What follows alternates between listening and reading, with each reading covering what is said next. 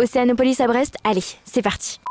Moi c'est Yuna et j'enquête sur tous les lieux avec les animaux qui buzzent sur les réseaux. Et je te dis si c'est bien ou s'il faut boycotter. Alors pour ne rien rater, n'hésite pas à t'abonner. Pour voir Océanopolis, il faut se rendre à Brest et plus exactement à 3 minutes de la mer. Car oui, comme la plupart des aquariums, ils sont tous collés au vrai milieu naturel des animaux qu'ils enferment. Sur les réseaux sociaux, j'ai vu plein de vidéos de gens qui disaient que c'était une super activité à faire à Brest, donc j'ai décidé d'aller voir. Océanopolis existe depuis 1990 et accueille 1000 espèces différentes dont 10 000 animaux dans 77 aquariums. Je suis arrivée pendant une période où 2 pavillons sur 4 étaient en rénovation. Et suite à beaucoup de commentaires, ils ont décidé de baisser le prix de 22 € à 14 €. Quand je suis rentrée, j'ai découvert les loutres. Ils possèdent des loutres de mer qui vivent normalement sur la côte d'Amérique du Nord. On pouvait en voir 3 qui essayaient de se distraire. Car oui, la captivité c'est avant tout de l'ennui total pour les animaux. Après, j'ai suivi le sens de la visite et je suis tombée sur les phoques. Il y avait 2 espèces dans le bassin, un phoque gris et 3 phoques veaux marins. J'ai parlé avec un médiateur sur place qui m'a expliqué que dans la nature, ces espèces peuvent se croiser. En réalité, les phoques gris sont très présents en Bretagne, notamment dans le Finistère, et les phoques veaux marins vivent principalement dans l'hémisphère nord, pouvant aller du Canada jusqu'en France. Comme toujours, les bassins sont pensés pour les visiteurs. On peut donc voir les phoques d'en haut mais aussi d'en bas. J'ai continué le chemin et là vraiment c'était en mode alien. Océanopolis rentre dans le programme de reproduction de méduses. Donc ce que vous voyez là, ce sont des bébés méduses qui deviendront ensuite celles-ci. Et là, on voit vraiment une partie de leur labo de reproduction, c'est vraiment désolant de voir des animaux enfermés. Et clairement, voici le pire, les sardines. J'ai demandé à une médiatrice d'où elles venaient et elle m'a dit l'air gênée qu'elles provenaient d'un élevage et qu'elles sont arrivées avec la bouche abîmée et tordue. Et comme tu peux le constater sur la vidéo, j'avais remarqué des boules au niveau de leurs lèvres. La dame m'a donc expliqué que c'est dû au frottement contre la vie. Je trouve que cette réponse en dit long sur la captivité. Ils souffrent et rien ne pourra y changer tant qu'ils ne seront pas dans leur vrai milieu naturel. Alors Océanopolis, j'ai un message pour vous. Depuis plus de 30 ans, vous agissez sur le terrain pour la protection et le suivi des phoques en Bretagne. En 2023, 45 phoques gris et 8 phoques veaux marins ont été récupérés et soignés dans votre centre de soins et c'est génial. Continuez votre travail sur le terrain et votre travail pédagogique, celui où j'ai trouvé vos jeux géniaux, mais par pitié, libérez les animaux. Non, la captivité n'aide pas à en savoir plus sur une espèce, elle fascine et un animal enfermé n'aura jamais la même manière de vivre qu'un animal libre dans la nature. Alors tant que vous exposez des animaux en captivité, ce sera un gros appel au boycott de cet endroit. J'ai hâte que dans le futur, des structures comme la vôtre permettent de sensibiliser réellement sur les animaux sans pour autant les enfermer à vie.